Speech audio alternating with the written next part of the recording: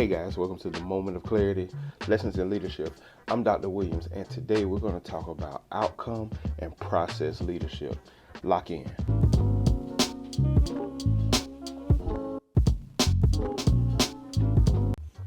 All right, guys, so let's talk about process and outcome leadership. You have to know the difference between process and outcome leadership, but knowing the difference is not going to help you if you don't understand where you fit in process and outcome leadership.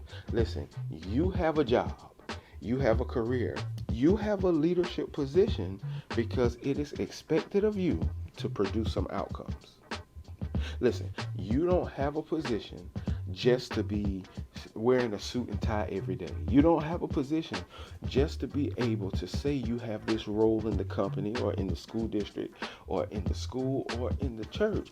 You have a position because someone believed that you could produce the outcomes that they need. And it is your job as a leader to make sure that you're producing outcomes. And so what we have to do as leaders is know the difference between process leadership and outcome leadership and where we fit on that continuum. Listen, you have to know yourself as a leader, because when you do not know yourself, you end up becoming whatever everyone else wants you to be. Let me say that again. When you do not know yourself, you end up becoming what everybody else wants you to be. Listen, and when you become what everybody else wants you to be without knowing who you are, you become a chameleon, right? You adapt to every different circumstance. You adapt to every environment, but what happens is the environment is determining who you are. And there's no stability because every time you change environments, you change who you are. So you have to know who you are on this continuum of process and outcome leadership. Listen, so let's look at point number one. Point number one is this. If you lead only from a place of process, what ends up happening is you don't appreciate outcomes. Listen, you don't fully appreciate outcomes, good and negative, right? Because you're leading from process to process. Listen, when I was in college, I pledged Phi Beta Sigma Fraternity Incorporated, and it was a grueling process. Listen, it was something that I would never do again. Right? But I remember on the night where we came out, and my girlfriend at the time, who is now my wife, she had a big party for me. She invited all of the people who I went to high school with, all of my friends. A lot of different people came over, and it was a huge party. And I was so upset with her. I wasn't upset because she just surprised me with it. I was upset because all I wanted to do was rest and figure out the next process in my life. Listen, I didn't want to celebrate. I lead myself oftentimes from process leadership. I go from process to process, and I don't fully appreciate outcomes. Listen, it was the same thing when I got my doctorate degree. Listen, I've never to this day celebrated having a doctorate degree. I didn't go out to dinner. I didn't have any kind of celebration. Why? Because as soon as I finished, I was looking for the next process. And when you lead yourself in a way of process leadership, when you lead others from a place of process leadership, you don't appreciate outcomes, right? And what we tend to do is that we will not stay on an outcome for long if it's good, and we won't stay on an outcome for long if it's bad. And so there are pros and cons to leading with process leadership. And myself, I know exactly the type of leader that I am. I lead myself, and I tend to lead others from a place of process and not outcome. And this can be detrimental in some ways and very good in other ways. Listen, I read a story about Kobe Bryant when he won, I believe, his third championship, and they celebrated all night. And Kobe said he got into bed about 1 or 2 o'clock in the morning, and he was back up at 5:30 in the gym. Knowing that he had 90 days to prepare for the next season, he immediately started working on the process to get back to where he had just been the night before. Listen, when you are a process leader, you go from process to process. You find gems in the process, but you don't always appreciate the outcomes.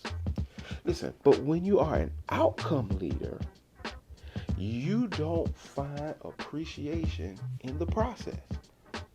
Listen, when you go from outcome to outcome, you don't always tend to find a way to appreciate the gems and the quick wins that you get in the process. Listen, inside the process is so many life lessons that you can find to lead yourself and lead others. But you only get those if you appreciate the process. But oftentimes, because we're so outcome driven, because we lead from a place of outcome leadership, because we know we're going to be gauged, we're going to be assessed on outcomes, we don't find time to appreciate the process. Listen, and I find that a lot of outcome leaders don't spend time to reflect. Right? They normally lead in such fast-paced areas and such fast-paced places that they don't find time to reflect on the process. Right? And in doing so, oftentimes, processes and procedures that they do daily or that they have implemented daily go untouched for years. Because if they're still getting an outcome that is seemingly desirable, then they don't take the time to look at the process that got them to the outcome. And sometimes that process is flawed, but they don't take the time to analyze and reflect on that process, so they're still going outcome to outcome and not trying to find the lessons and the gems in the process. Listen, you have to figure out, if you're an outcome leader, you have to figure out where I can find time, where I can find space to appreciate the process. So you say, Doc, you just talked to us about process and outcome leadership. You admitted that in most cases you're a process leader. What do you do? Once you figure out who you are on this continuum, what do you do? But listen, you have to be able to balance process and outcome leadership. And I struggle with that, right? I admittedly struggle with outcome leadership. Listen, I try not to focus on the outcome, right? I try to focus on the process because I believe that if I can get the process right, the outcome takes care of itself. Listen, but there has to be a balance, right? There has to be a balance. You have to know how to find the lessons and gems in the process while appreciating the outcome, while not fully taking the time to engage and spend time to beat yourself up on a negative outcome, but also learning how to appreciate a positive outcome. Listen, you've got to learn how to celebrate quick wins in the process and big wins in the outcome, right? And that is the role of great leaders, leading yourself and leading people from a balance of process and outcome leadership.